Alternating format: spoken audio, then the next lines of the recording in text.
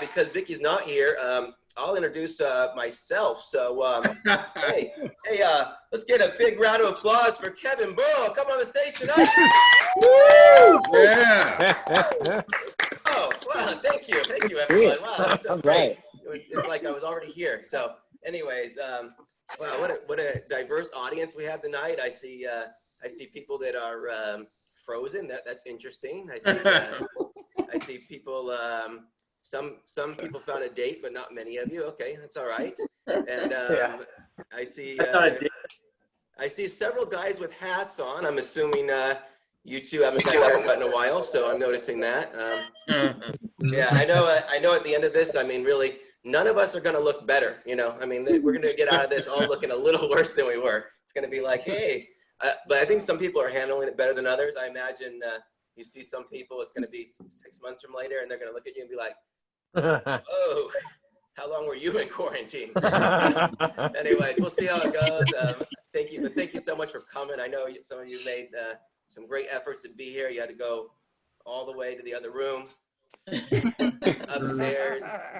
You had to get dressed from the waist up. So I appreciate the efforts. You know, some of you are you know, unemployed, and it was hard for you to make the free show, so I appreciate that as well. So anyways, it's great to be here. I'm glad to be doing some comedy because before I used to write bits, but I never performed them. I just kept them for emergency situations. So I had some bottled water in the car, and I'd write my stand-up bit, and I'd be like, hey, if we're ever stranded somewhere, I'll be ready. You'll be hydrated and entertained. One night I was writing my material, and I couldn't sleep, and my wife and daughter came in. They're like, why couldn't you sleep? I'm like, oh man, I was writing my stand-up material. They started laughing at me because they knew I didn't perform my stand-up material. So then it was a good reason to lose sleep. And I was like, it's not my fault. Yesterday on Facebook, I read an article about a plane that was stranded, and they were already boarded, but it hadn't left. And there was a quartet on the plane, and they sang for everybody, and the whole passengers, they loved it. And I was like, what if I'm on a plane and it doesn't take off, and I don't have my material ready? What kind of person would I be? Well, how could I not be ready for that situation? So you got to give me some credit. So anyways, and then I told them, and I'm like, and what if there's a worldwide pandemic and everyone's stuck in their house and they're looking for a laugh and they need me? Didn't actually say that part. That was just a joke. All right. Anyway, so, but again, welcome. So glad you're here. How many of you in the audience tonight have children, like let's say 6 or under? Raise your hand if you have any children 6 or under. Wow, that was more than I thought. Okay, I have a question for you guys. How are all your new hobbies going with your new free time at home? Phenomenal. Amazing. Yeah. Brandon, that was a rhetorical question. Anyways, I know it's tough. It's tough when you got small kids, and especially now they can't leave. You can't leave. You're with them all the time. I really feel for you. For those of you who don't have small kids at home, how many of you at least did at one point have small kids? Or you've ever seen one? So you're aware of what they're like. I have a story about my nephew, Josh. Josh is actually here tonight. Josh, I see you in the back. Can you give us a wave? Hi. This story is from when he was 3. He's not 3 anymore. You might be able to tell if those of you that can see him. Josh actually just got his first adult job. Round of applause for Josh. That was, Josh, I hate to say it, but they don't care about your job. Nobody really clapped. Let's give a better round of applause for Josh getting his first adult job. Yeah, all right. And anyway, so that was bad timing. but Josh enjoyed his 8 days of work. Anyway, so but this story actually goes back to when Josh was 3. He's 3 years old, and he comes into my room and he's like, I'm getting long. I'm like, yeah, Josh, you're getting big. He goes, yeah, I'm getting big like a house. Yeah, I don't think quite that big, but, and he goes, yeah, one day I'm gonna be big and strong like you. Wow, I remember when I was only the size of a house, Josh, it was tough, but you know, And so I started thinking about this, and I was like, well, I think I know where this comes from. My sister tells him things like, hey, son, eat your veggies, drink your milk, you'll grow big and strong like Uncle Kevin. And then I thought, man, here I am, the loved and endeared uncle, Uncle Kevin, grow big and strong like him. But then one day I was thinking about it more, and I was like, I think my sister's just being realistic. Grow big and strong Uncle Kevin is much more positive than what she could say. Son, I'm 5'1", Daddy's 5'6". Uncle Kevin's probably as big as you're ever gonna get.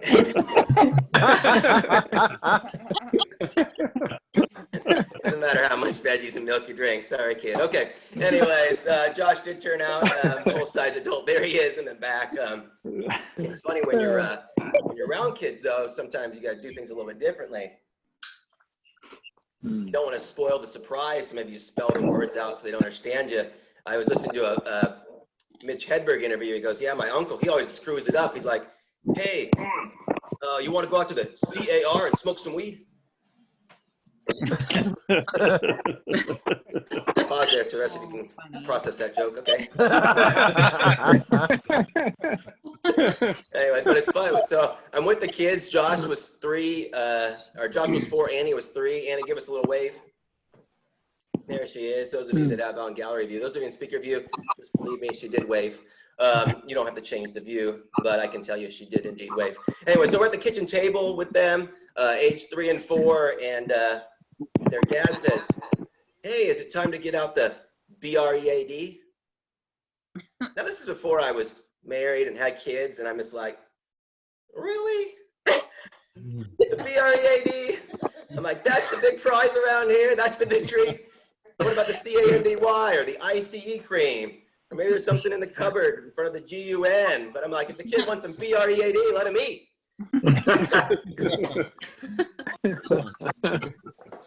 Anyways, that was before I had kids. Now I'm married, got 2 kids, wonderful wife. She's actually here, so I thought because she made the show that would be a good time to talk about her. So anyways, great woman, and you know, one of the best things about her is that she is not upset by anything. I mean, that's a real blessing for a husband to have a wife that just doesn't really get mad no matter what. But I'm also going to tell you one of the most annoying things about her. She is not upset by anything.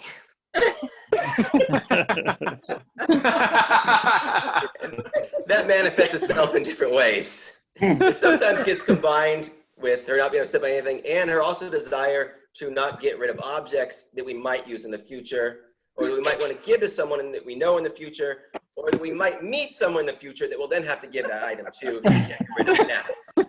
All these are things that can play before we can possibly get rid of an item.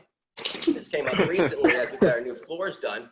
We recently got our carpet removed downstairs, and we asked the people at S&G to save us some carpet, and they saved us a big, nice piece of carpet, which is rolled up in my garage. And I realized after about 3 days, I'm never going to use this carpet again. Oh, I have a very large amount of carpet rolled up in my garage, and I also realized my wife, for some reason, is going to want to keep this carpet that we're never going to use again.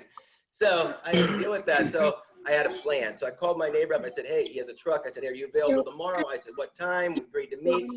down this way. But the time that we agreed was also a time that my wife had to be working from home. So I couldn't just leave on the disposed carpet mission. I had to tell her, I said, hey babe, I'm running out to get rid of the carpet. She's like, wait, what are you doing? We're gonna need that carpet. And I had her explain to me what we're gonna use it for. I'm like, well, pick something right now. What are you gonna use the carpet for? She said, we could redo the stairs. I'm like, okay. So I called my neighbor up. We're not doing it. I called S&G. I said, hey, I'd like an estimate to come redo the stairs. When can you come out? The guy came out on Thursday. He's like, you can't use that old carpet on the stairs. But the problem is, Friday is when California had the non-essential businesses shut down, and I can't bring the carpet back now. It's still in my garage. Another example, the same thing. We had this old patio umbrella that I helped Steph move from her old house to our rental house before she moved into this house. And it never got set up at the rental house, but she thought, you know what, someday I'm gonna set up this patio umbrella. Well, it sat in my backyard for a few years and it still never got set up. She never asked about it. And she also hasn't asked about the last 3 years since I gave it away on Craigslist. She still hasn't asked about it. Are you just finding out now? So anyways, that's gone. But so sometimes I'm more proactive about these things. So now I'm thinking, you know what, maybe I should ask her ahead of time, you know? So after we got married, I said, hey, babe, you want to sell the wedding dress? I mean, it was a beautiful dress. While it's still trendy, we could sell it, get some money back, let another bride wear it. Or do you want to just have it hang up in the closet for the next 40 years? Turned out that was a stupid question. The actual answer was we wanted to get it dry cleaned and then hang it up in the closet for the next 40 years. Little did I know. Silly of me. Yeah, she's sentimental like that. Like a couple years ago, I didn't do this on purpose, but I may have misplaced my wedding ring. I was at the lake playground with my daughter. We're running around on the obstacles. The ring goes, but I have to admit, my first thought was, is there a way I could order a new one and have it arrive before she notices? Oh my God. And I'm like, well, my daughter's here. I can't model that kind of behavior. So we came clean. We told her. I found the new one. It looks exactly the same. She reminds me that it's not, but it does look exactly the same. But I'll admit, when I ordered the new one, my thought was at the time, I was like, should I just get two on here? God, fired. Anyway, so let me see what else I have for tonight. Okay, so any non-coffee drinkers, non-caffeine drinkers out there, raise your hand if you. Wow, that is so great. I didn't know there'd be so many. Wow, man, that was, if I could do the math there, it looked like maybe 15% of us. Wow, man, I thought I was alone. Thank you guys for raising your hand there. I haven't run the numbers on this, but I was thinking that the number of non-coffee drinkers is probably similar to the number of alcoholics. So I was thinking maybe we could form a club. Meetings. We'll call it NA meetings. Not addicted. Each month we could get together and talk about how we're not addicted to the most popular drug in the world. And we could talk about how annoyed we are that the only place people want to get together is to have coffee. Hey, you want to get together and catch up for coffee? Coffee is actually, if you ever order coffee, it's a little intimidating if you don't do it. But I got to get my wife's drinks a few times at Starbucks. So one day we go in to order the drink, and she's going to order. I said, let me take a shot at it. Do it myself. I knew her drink. I was ready. I'm like, I'll take a peppermint mocha, non-fat, grande size, no whip. And the gals just said, anything else? And I was like, nailed it. I was so impressed with my ability to get the order off. And my wife's just like, you ordered that completely wrong. Girl. I'm like, did I? She goes, it was okay. It's okay. I knew what you meant. Anyways, I was still pretty proud of the order. She didn't have any follow-up questions. I was impressed with that. So let's see what else. As I'm getting short on material, I do. People laughed at that. I should have worded that differently. Real life also. As I'm getting towards the end of my material. There you go. Like this guy's running out of stuff. He's talking about caffeine again. Okay. So we do have Tom here. Is Tom here? Tom, give us a wave. Hello. All right. Take a moment to give a round of applause for Tom. He's on the front lines as a nurse for us, and working long shifts. Put himself at risk. Not getting to see his family anyway. So give it up for him. Actually, you know what? Let's give it up for the medical people and also people with kids under 5. Let's give it up for them too. Yeah, we appreciate you. All right. I'm just going to close with one last story about my son, and then we'll wrap it up for tonight. So the other day, we're driving to Target, and he's in the car next to me and in the front seat, and I was like, hey, can you pass a trail mix? And he hands me some trail mix, and I eat some. A minute later, I was like, hey, can you give me some more trail mix? And he's like, why do I always have to pass the trail mix? I'm like, I didn't know this was really putting you that out there. You just reach down, pass it. He goes, when Alyssa was in the front seat, you never made her pass the trail mix. I'm like, wow, I think you might need some perspective here, kid. I'm like, how's this gonna sound when you get back to school? You know, you're gonna get back, you finally get back from break, you see your friends at recess and your buddies at lunch. Man, so bad on break. My dad, he made me wash the car every weekend, and he wasn't even driving the car. The next buddy's like, oh yeah, my parents made me do 6 hours of schoolwork a day. Oh yeah, my parents made me paint the whole exterior of the house with just a paintbrush and a roller. Oh yeah? One time we were going to Target. My dad asked me to pass the trail mix twice. All